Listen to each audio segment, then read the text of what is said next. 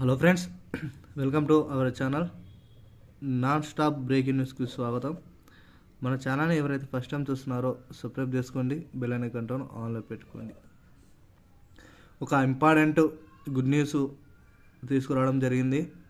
దీనికి సంబంధించిన వివరాలను తెలుసుకునే ముందు మన ఛానల్ని ఫస్ట్ టైం చూస్తే సబ్స్క్రైబ్ చేసుకోండి, బెల్ ఐకాన్ ఆన్లో పెట్టుకోండి. వీడియో నచ్చినట్లయితే లైక్ చేయండి, అందరు కూడా షేర్ చేయడానికి ప్రయత్నించండి.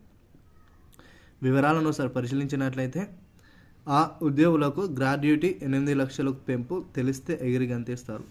తెలంగాణ రాష్ట్ర ప్రభుత్వం ఒక గొప్ప శుభవార్త అయితే తీసుకురావడం జరిగింది. దీనికి సంబంధించిన తాజా సమాచారం కోసం తెలుసుకుందాం.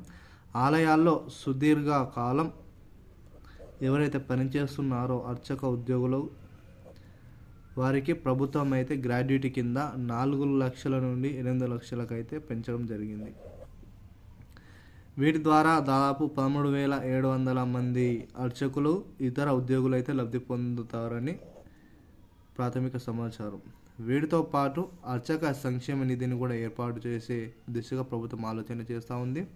అదేవిధంగా అంతిమ సంస్కారాల ఖర్చు వాటిని ఇచ్చే విధంగా 20,000 నుండి 30,000 వరకు పెంచడానికి అవకాశాలు అయితే కనిపిస్తున్నాయి. ఇటువంటి తాజా సమాచారం మంత్రి కొండ సురేఖ గారు మీడియా ద్వారా తెలపడం జరిగింది. ఈ విధంగా గ్రాడ్యుయేట్ పెంచడం వలన అర్చక ఉద్యోగులు ఇతర అర్చక సంక్షేమ నిధికి సంబంధించిన ఏర్పాట్లకు ప్రభుత్వం అయితే ఫండ్స్ని అయితే రిలీజ్ చేయడం జరిగింది.